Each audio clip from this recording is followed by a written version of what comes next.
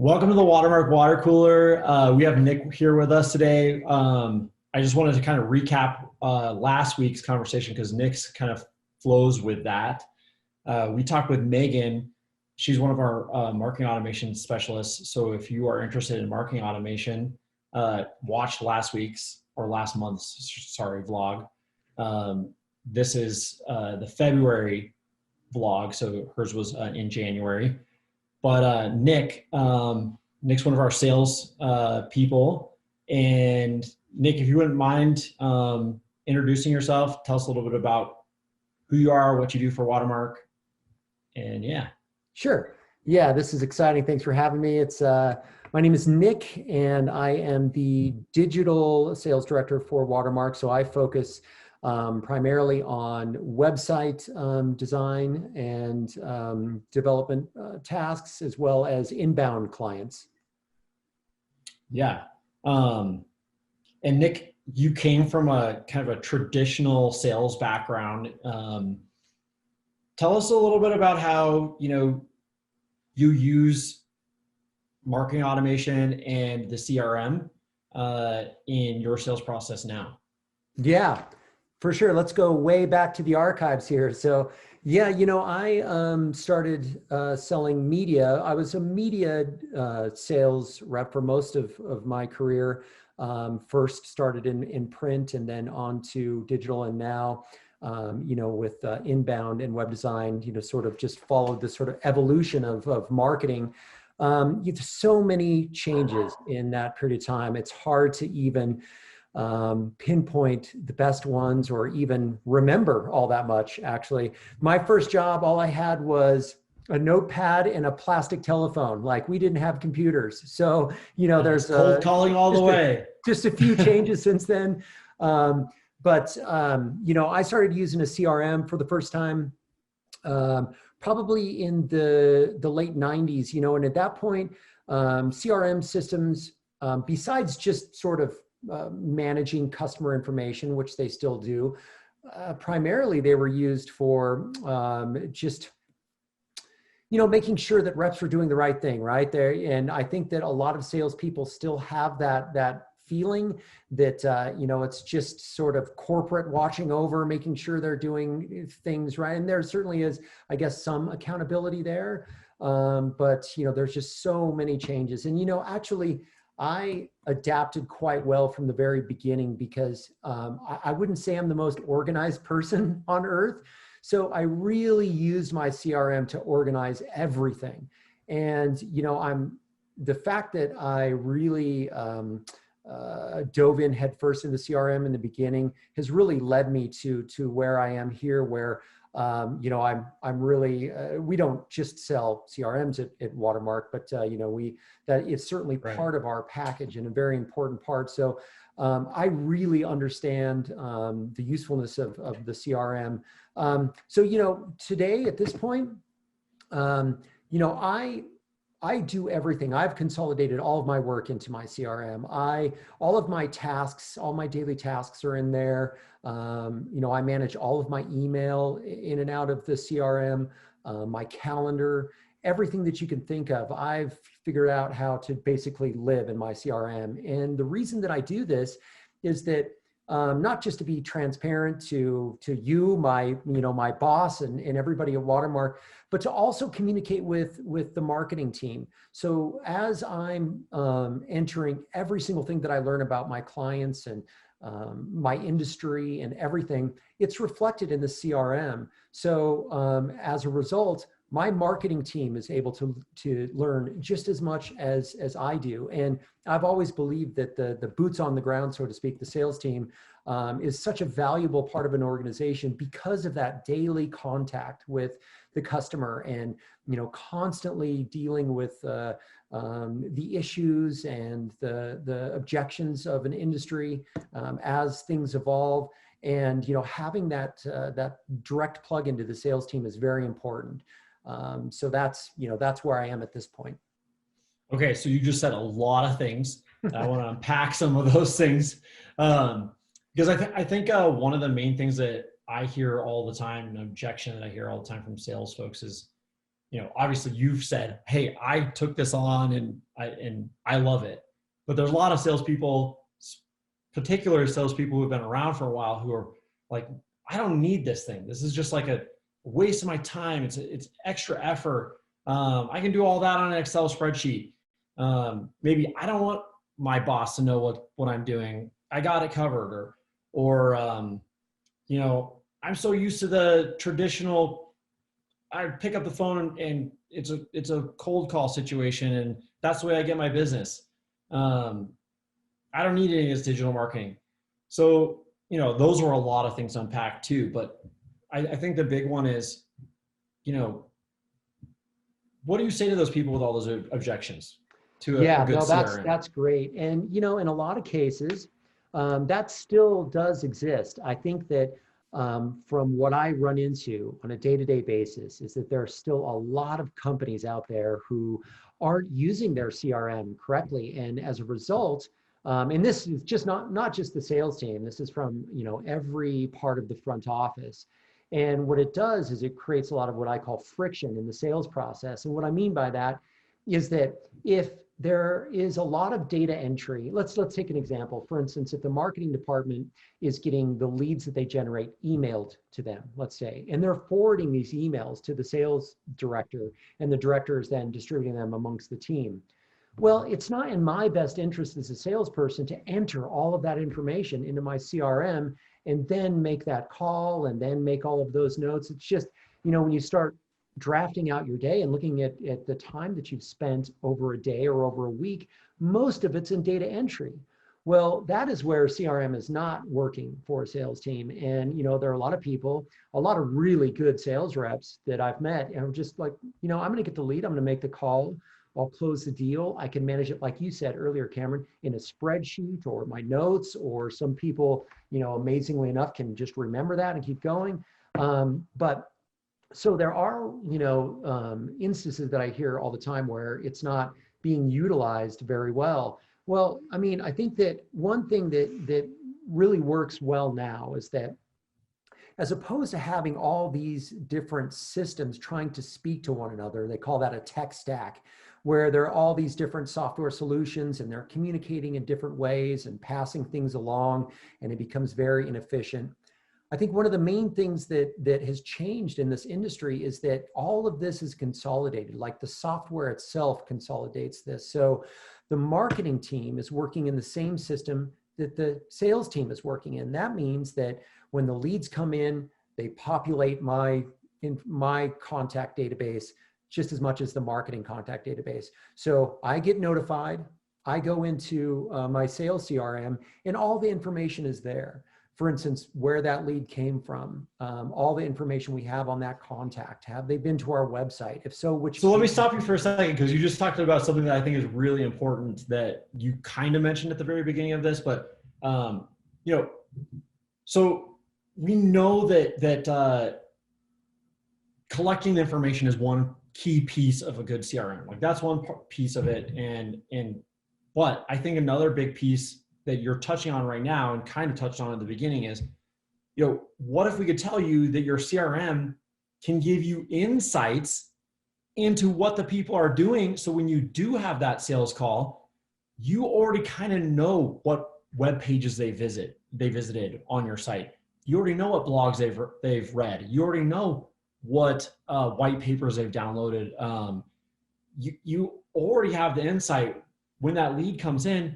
And so the conversation with your potential client is much simpler. It's an easy conversation to say, and now obviously we're probably not going to go in and say, hey, I saw you were reading all this stuff. But the kind of simple conversation is, I'm already talking to them about what I know they need. And then you solved a lot of people's sales problems, right? You're absolutely right. And knowing what they need. What you're talking about there is the difference between a cold lead and a warm lead, right? I don't care how good at sales you are, how long you've been a salesperson. No one likes making cold calls, right? It's part of the you know, I believe that that's one thing about sales that will never disappear. Both sides don't like it. Yeah, that's Both right. sides. Both sides. The don't like person it. making That's exactly right. most salespeople don't enjoy making the cold call, and most people don't like receiving the cold call Exactly. because Yeah. No one wants to interrupt it's people, and no one wants interruptive. to Yeah, be exactly. interrupted. Exactly. I mean, it's such an interruptive process that is. Exactly. So that's a beautiful thing about marketing automation, to go back to that, is that um, you have this, you can see this level of engagement with your company. You know, maybe you've never spoken to this person, or you have no idea who they are, but you could see, like, you know, how they've interacted with us, and you know, just what level of engagement they have. So when you call them, you know a little bit about them. So it's you know, it's a warmer lead. And, you know, I think that one thing that automation does for a sales rep, or sometimes an entire organization, is make them feel like they're losing a personal touch, or that personal contact with a company. And that's just not the case. Basically, what marketing automation provides is scale in a very granular level. And let me kind of explain what I mean by that. So for instance, I'm sure a lot of folks have heard the term workflows. So how this works is that my marketing department might run a campaign looking for, you know, a specific company profile, a specific persona, based on all of these details we worked out. We'll say someone engages with that, and they're looking to get more information, right? So they're still in the beginning part of that buyer's journey, and probably not on my radar at this point, because they're still learning, which is great. But you know, we could create these workflows where we're continuing to feed them this education, to take them to the next step of this learning process, to find out if we're a match for them, or if they're a match for us, right? So a lot of that is taking place through marketing automation, and it's very, you know, it's personalized. But at that point, they're just not ready to have a conversation with the sales rep. They're still learning. So, you know, what it does when I go to that account in my CRM is I could see where they are in that process, and I can decide, maybe I will intervene, maybe I will engage with them at that point and just say, hey, you know, what sort of questions do you have, and try to help them through it. But, you know, or maybe I wait until they're at another stage, whatever the case may be. But see, what is happening at this point is that I have scale, right? And this is the way I look at the marketing department: is marketing is scale, and sales is specific contact information, right? So I'm having personal relationships with people. I'm contacting one-on-one to really learn the specifics about them and their company, while my marketing department is taking this very important information and using it at a much larger scale. So they're sort of like breaking down this buyer's journey to lead them to me in this very organic way, while I'm having these very specific conversations. So it doesn't take the personal side out of sales. It really just helps your clients learn more about everything they need to know before they interact with the salesperson. I would actually almost say it makes it more personal. I would agree with that. Than less Absolutely. personal. Yeah. I mean, having that information just makes that connection faster. It creates in my trust, mind. right? I mean, that's really what we're all trying to do as salespeople, is create trust. And, you know, there are a lot in the old days when I first started, you know, it was like, hey, let's go to lunch, you know, let's go to a game, let's go grab a couple martinis at lunch, or whatever the case may be, right? Like, let's just hang out. And it's different now. The people buy things differently. There's so much information out there that they want to learn as much as they can before they come to a salesperson. They want to educate themselves. And here's the thing: whether or not you're transparent or not with your customer base, they will find out. They have the information, they'll find it. So you might as well be the one to give it to them. And that is what creates trust, that process right there.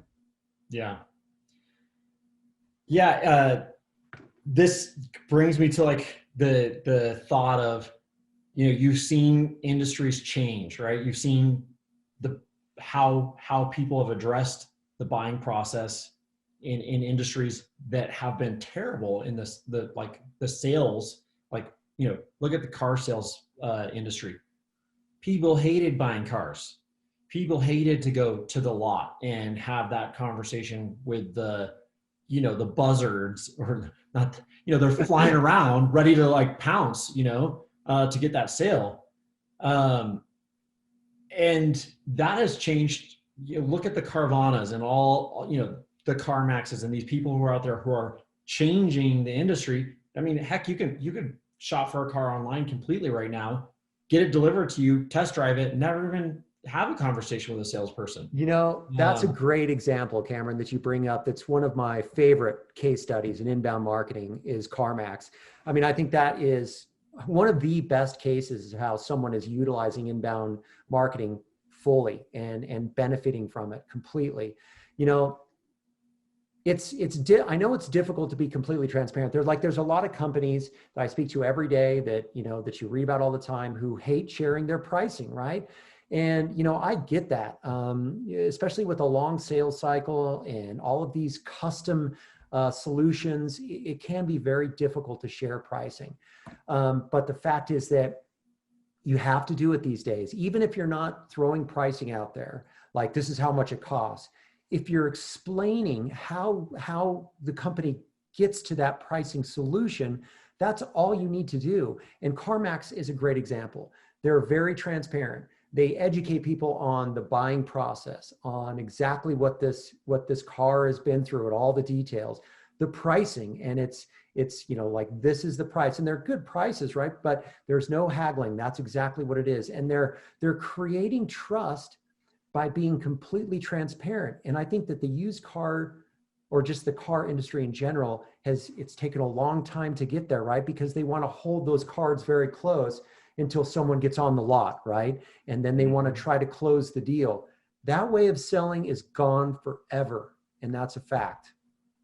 Yeah.